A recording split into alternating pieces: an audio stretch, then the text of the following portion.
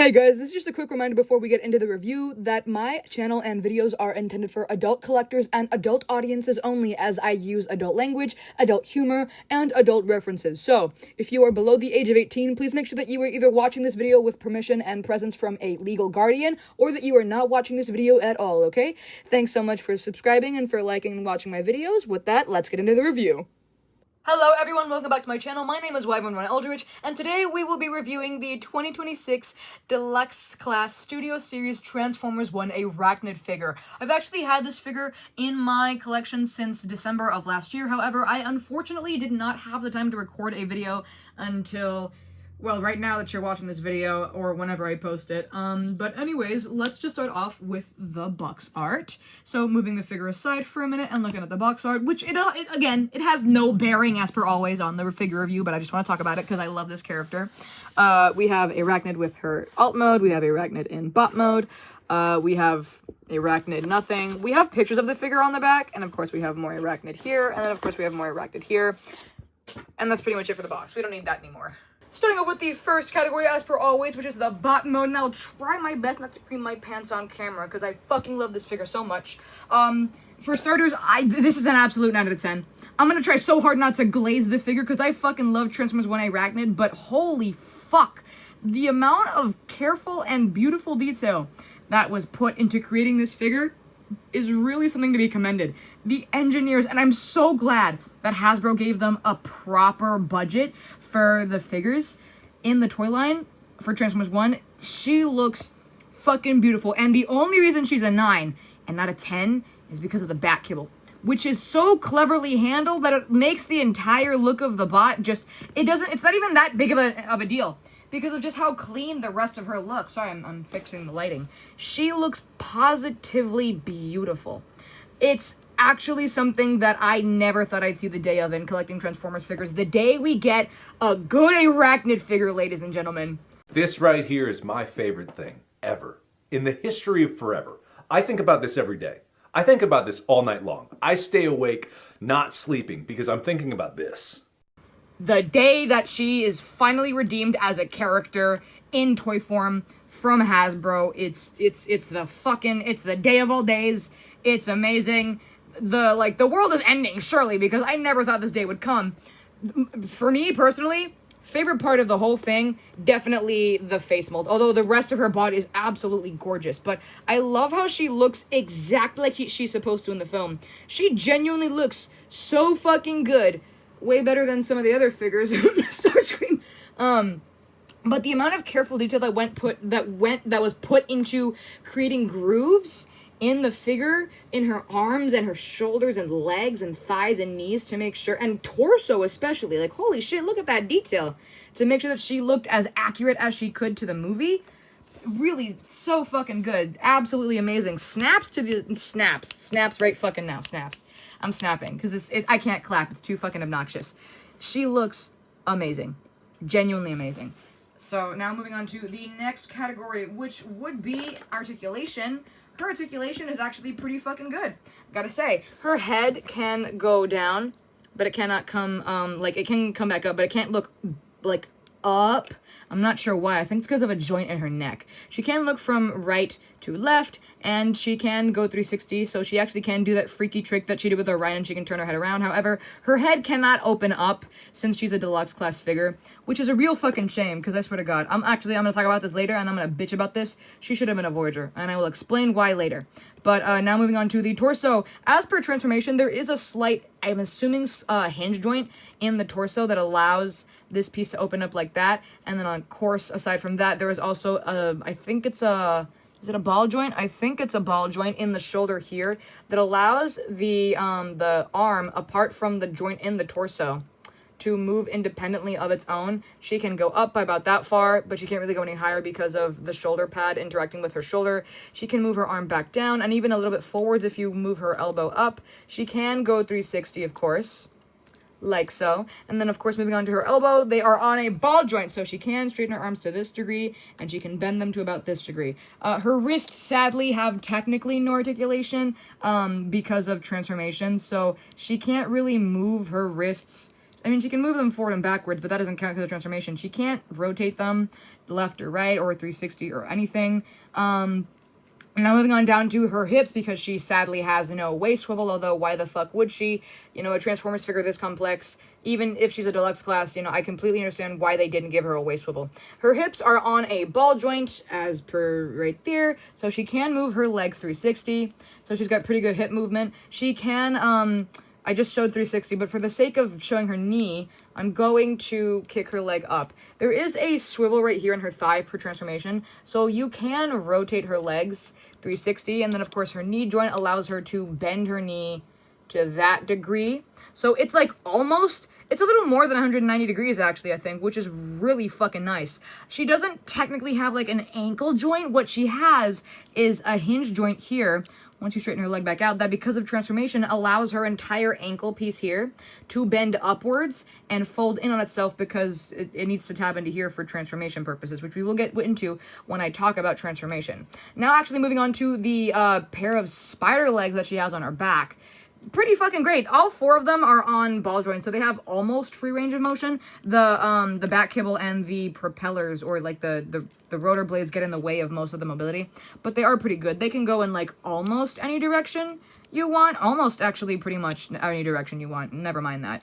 They can bend inwards and they can straighten out, just like that. I would be careful when you're moving this piece around though, because it can get unhooked from this piece here. It popped off for me once, which I don't know if it's a QC issue or a safety thing, but it was a little unpleasant to experience. I was afraid I'd broken her at first. Then of course moving on to the secondary pair, because this other piece, it has the exact same mobility. So moving on to the secondary pair of spider legs, looking at only one of the legs, also ball joint, so it's got pretty much free range of motion, 360, right? It can bend and straighten. So that's how far it goes in those directions. And of course it can just fold back up in this direction because of transformation, which we will get to later when I talk about transformation. So with that, that's pretty much her articulation, which me personally, I'd have to give an absolute 8 out of 10. Fucking grand articulation. She is such an amazing figure. I was surprised that for a figure as complex in design, they made her move so well. The fact that she's this fucking agile is astounding. Genuinely so fucking cool. And I don't have the time to do it on screen, but her joints are really fucking tight, or at least mine are, which is great, because it leads to some really excellent posing, and you can actually make her do the famous Airachnid spider leg pose. Granted, mine doesn't do it very well, but that's probably because I'm bad at posing figures, but it's still, articulation is an absolute 8 out of 10. It's fucking great. Now, actually, moving on to accessories. This, unfortunately, is where the figure does start to come up short for me. She already actually has her accessories on her. Can you perhaps guess what they are? Shockingly, it's not the spider legs on her back. Shockingly. It's actually the guns that she has on her arms, here and here on her left and right. They are detachable, right? Because she's supposed to be able to hold them in her hand like a regular blaster. I don't know if it's just my Airachnid though, because mine never wants to hold the blasters. Like, I can almost never, there we go. Actually, I cannot believe that is the first time I've ever managed to do that. I'm not fucking with you. That is the first time I've ever managed to make her hold her blasters. Because usually I can never do it. But yeah, that's how she's supposed to hold it, as a blaster. And then, of course, it also goes on her arm as a blaster. Unfortunately for me, accessories are a 0 out of 10. I always say this, if you need to include a separate piece for a figure in order to complete the character design that the figure is based off of, it doesn't fucking count as an accessory. So to me, Airachnid technically does not come with any accessories. She came with her blasters apart from her body. And it's a real fucking shame, because the figure is absolutely amazing. If I had my say, I would absolutely give her an accessory. And this is actually a callback to the deleted scenes for Transformers 1. For those of you who do know, those of you who don't know, I will explain to you. There was a deleted scene where instead of picking up D16 and carrying him away in her arms like she did in the movie after the raid on the High Guard, she basically caught him in an electric net. She shocked the fuck out of him until he passed out, and then she carried him away with that net. I feel like that would have been a really cool accessory to give her. However, in order to do that and to have it functional, she would have had to be bigger. Like, she would have had to be like a Voyager class at the least, which is just another issue that comes in with her scaling. But that's it for that. So, once again, accessories, an unfortunate 0 out of 10. They could have done better. Something tells me that they never planned on it, but that's what it is. So now moving into transformation, as per usual, be patient, be gentle, and do not break your arachnid figure. Starting with the arms, you want to take the forearms, you want to open them up like so, and then you want to rotate the hands in using that little hinge joint that we see here, and you want to flip them out so that now there are some secondary blasters with her hands now facing the outside.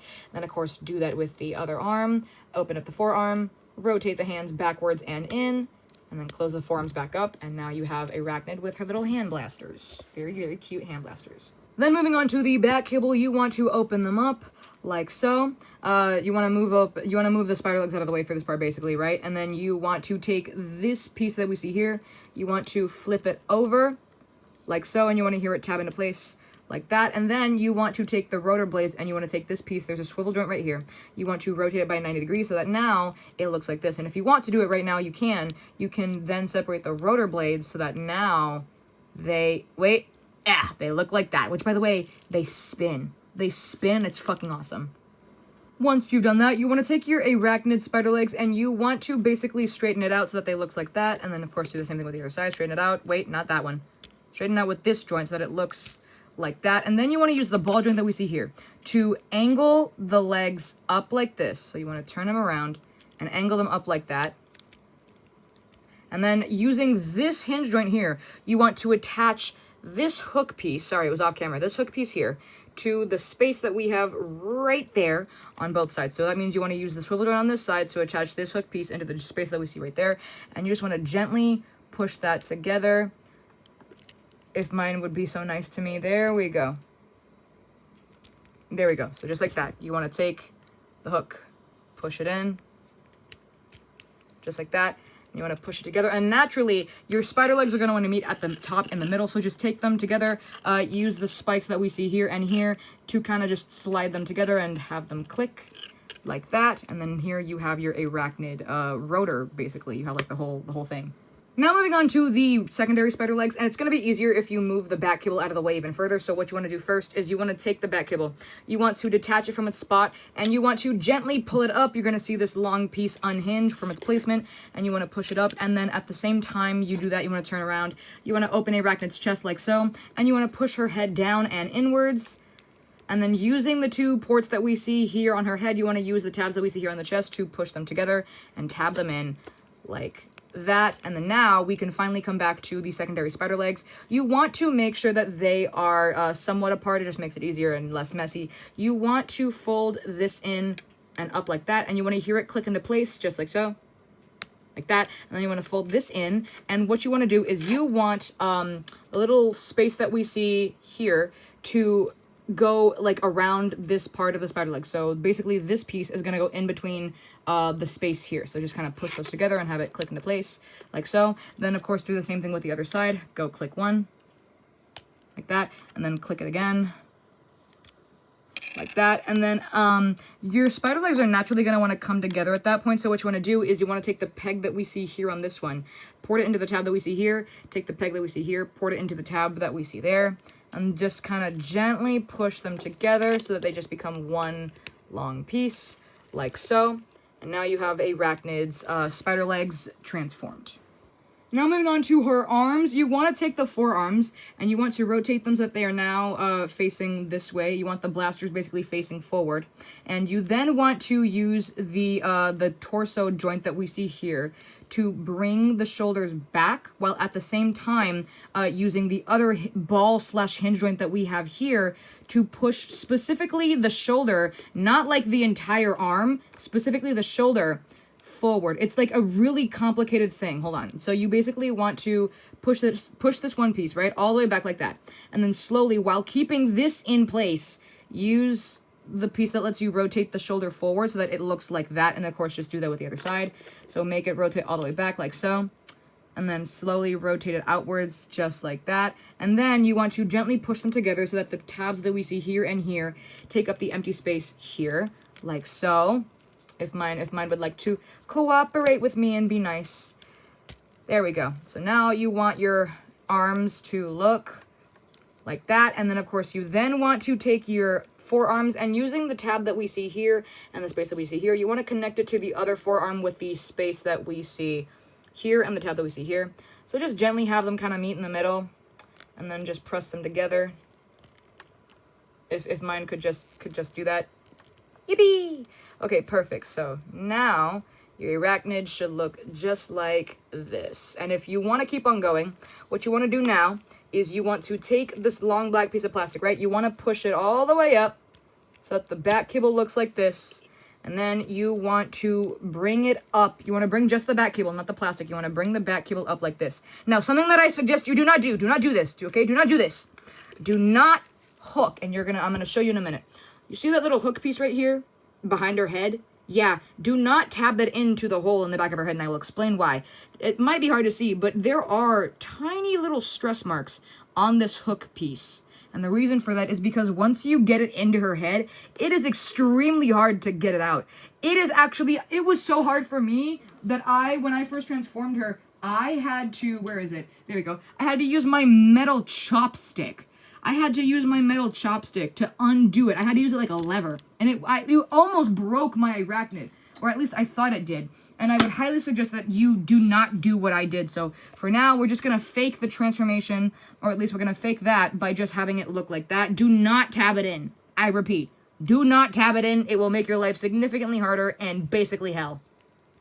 Something else that you want to do, now that you've got the arms done, and I forgot to mention this earlier, is do you see the two tabs here on her back? You basically want to push her arms down because there are two ports on the underside of her forearms that you can use to push it into her back gently and softly so that now there is no like extra space in between her arms and her back. So now we can move on to Arachnid's legs.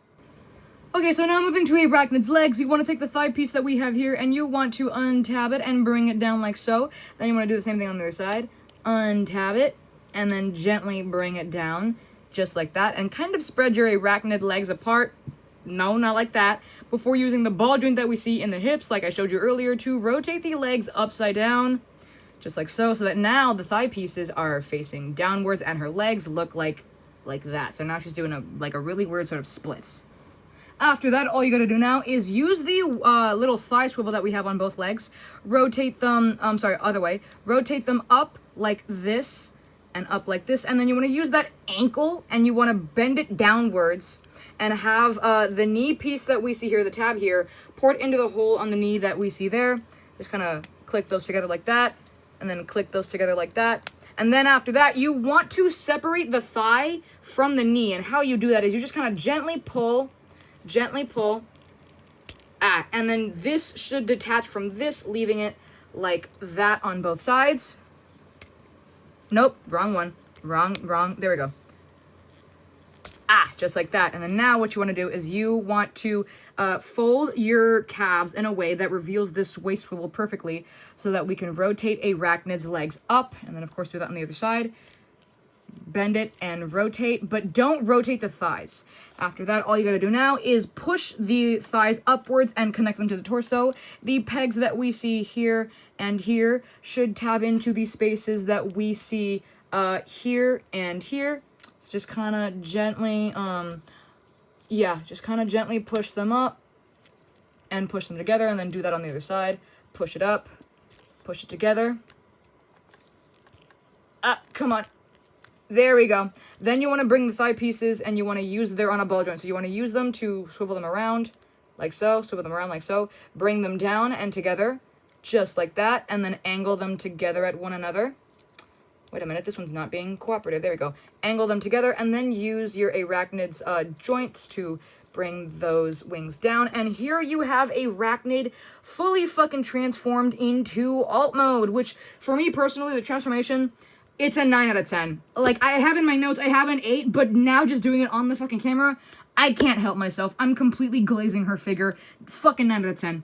Beautiful fucking figure. Very well done. The engineering for the transformation was smooth and easy. And, well, actually, it might not have been easy to some people. It was easy to me. But it was actually one more thing that you want to do for transformation. You want to use the peg that we see here on the forearms to push it into the tab that we see on the thigh pieces so that now your Arachnid actually looks like that. So now she's really transformed. But still, 9 out of 10 transformation. The most fucking fun that I've had with a character this complex in design. I cannot believe that for a figure so beautifully intricate, she is so cleanly done. Really, just fucking hats off to the toy engineers over at Hasbro who were in charge of her. Absolutely fucking fantastic job. Now, as for the alt mode, fucking 9 out of 10. 9 out of fucking 10. I cannot get enough of how clean and beautiful this figure is. It is such a shame that she's not a Voyager because she would be so much fucking cooler. And I will bitch about that later on. But the only reason that I say 9 and not 10 is because, you know, small discrepancies with, like, the fact that you can see her kibble here, the fact that there's, like, space in between the thigh pieces here so you can see the front of the ship. Or maybe it's supposed to be like that and I'm just dumb. I'm not sure, but either way, I would love to give it a 10 out of 10, but there are obviously, you know, I do wish that these rotors did rotate and these rotors did rotate as well, but the fact that this one spins, right, like, it's a gimmick. It's a miniature gimmick, you guys. We need to bring back more Transformers figures with gimmicks, because this is fucking sick. I love I love playing with that all day, just wee. So, now that we have her in transformation to alt mode, I shall now turn her back into bot mode in a completely different order than what I explained to you because I am stupid. So I'm going to untab the thigh pieces from her arms. I said I'm going to untab. There we go. Why is it always so hard? Ah, there we go. Then I'm going to untab the. Wait, no. I'm going to take that, rotate it, take this, rotate it. I'm going to take this. I'm going to what? Yeah, I'm going to rotate all this. Rotate, and then I'm going to take the ankle, I'm going to untab, I'm going to fold out, I'm going to put the knee joint back. Oh wait, I didn't do that. I have to rotate this now. Like that. Then I'm going to put this back. Like that. There we go. Then I'm going to rotate this. I'm going to put the thigh piece back. There we go. Then we have one leg transformed, and I'm going to come back to the other piece. I'm going to wah, and then yeek, and then and then wait, and then bah, and then da, and then da, and then na, and then ya, and haha, her legs are now de-transformed.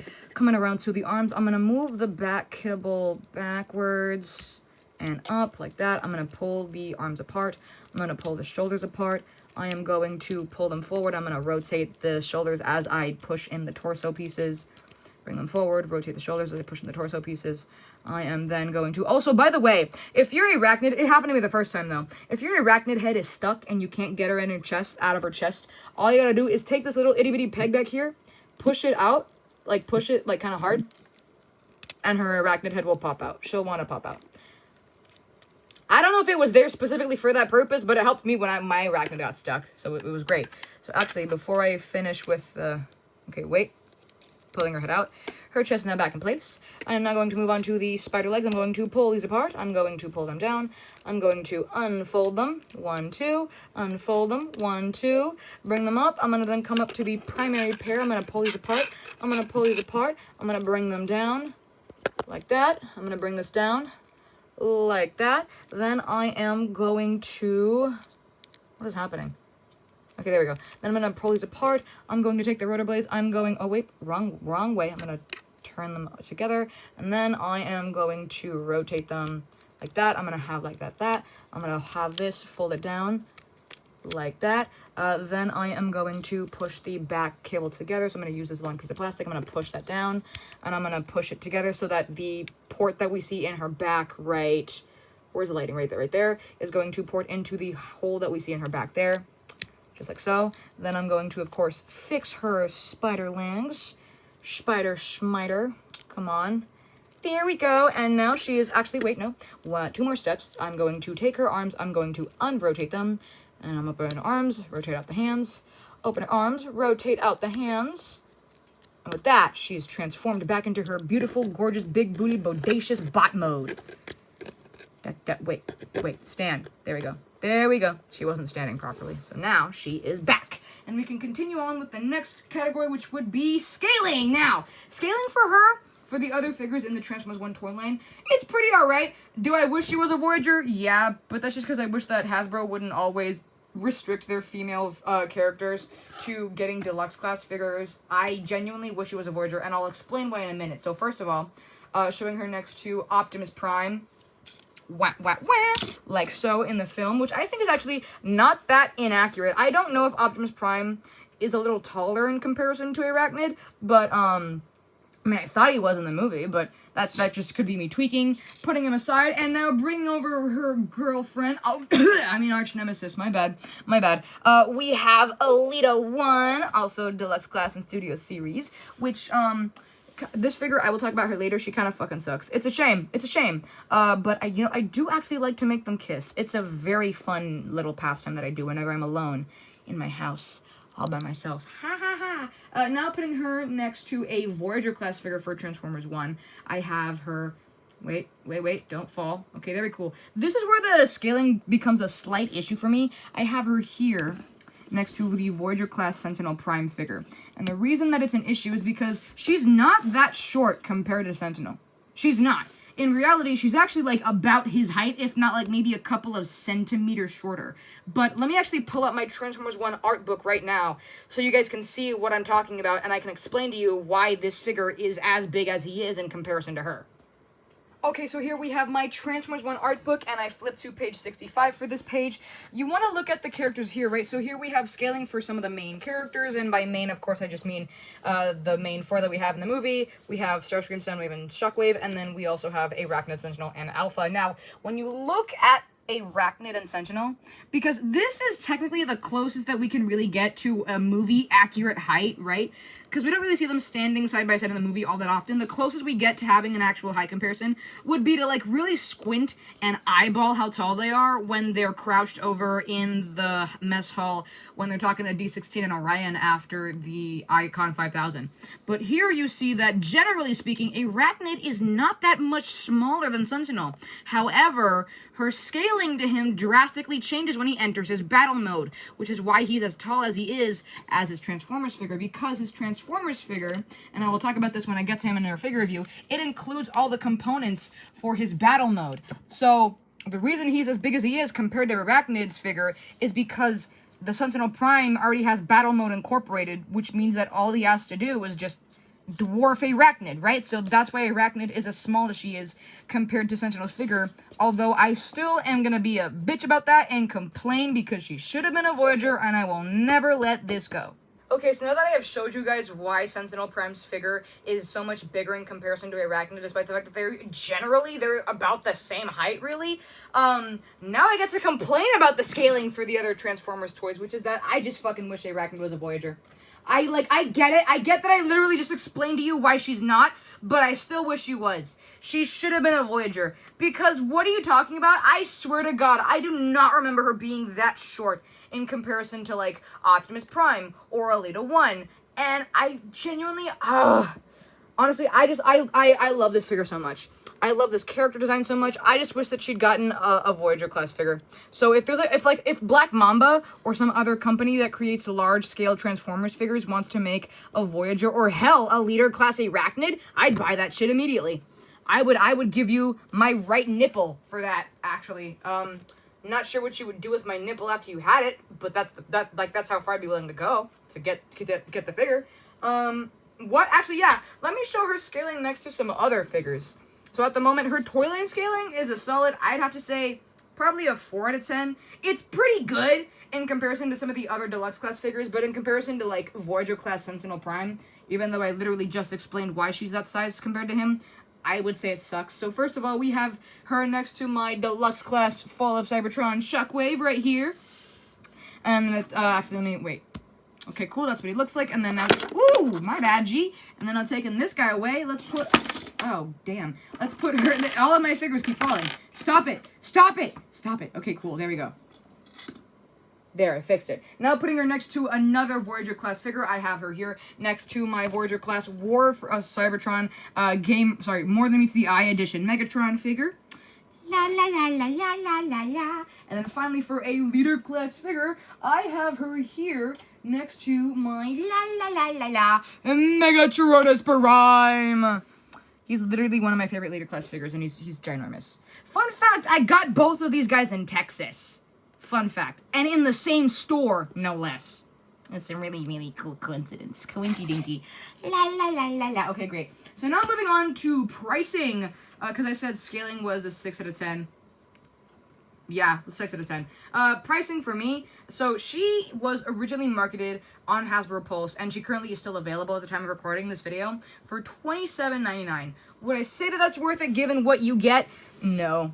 No, I'm sorry, I would not. Now, is she a great fucking figure? Yes. Yes, she is. And given the complexity of the transformation and the design, she's amazing. But $27.99 to me, that's a bit of a stretch. I would say maybe $25.99 actually, or $23 would be better. But like once again, given the complexity of the design, you could very easily justify her being priced as a Voyager, even though she's not as big as a Voyager. Like I keep on saying, the complexity of the transformation and the beauty of the design alone could easily justify that, even if you would have a really hard time justifying it. And even if Hasbro would be a lot of fucking assholes for giving us to her at a Voyager price, she still looks really fucking good. So for me, pricing would have to be a solid 6 out of 10.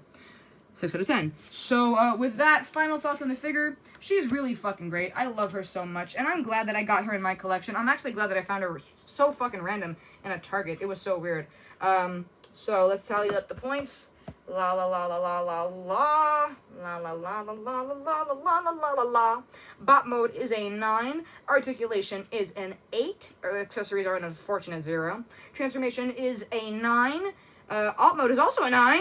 Scaling is a 6. And pricing is a 6 for an overall score of 47. Which means 47. That is about a 6.7, which is a roughly 7 out of 10. Which, yeah, I'd say that pretty much sums up my thoughts on this figure. She's absolutely fucking amazing. Now, I'm trying not to be biased, because I fucking love her so much. But, it's still a great figure. If you can pick her up at a discount, do it. Do it. She's a great fucking figure to have, and she is, like, actually a really good Airachnid figure. Regardless of just, like, being from Transformers 1, the character of Airachnid, she's never had a good figure in Hasbro history. Ever. Other third and fourth party companies have had to take it upon themselves to give us a good Airachnid figure, particularly for Airachnid from Transformers Prime. So now that we have a Transformers 1 Airachnid figure, and now that it's actually fucking good, oh, I could cream my pants right now. But I'm not gonna. So, final thoughts. If you can get this figure, do it. If you can find her at a discount, even better. If you are watching this in the future and she's sold out and you want to get her on the secondhand market, I would say overall, don't pay more than maybe $50 after tax and shipping. Or definitely not 60 though. Not 60 after tax and shipping. That I will say. So with that, that's pretty much my final thoughts on this figure. I fucking love her, and if you guys ever have her in your collection, you will too. So with that, I shall greet you all a good day. God bless you, and I shall see you next time.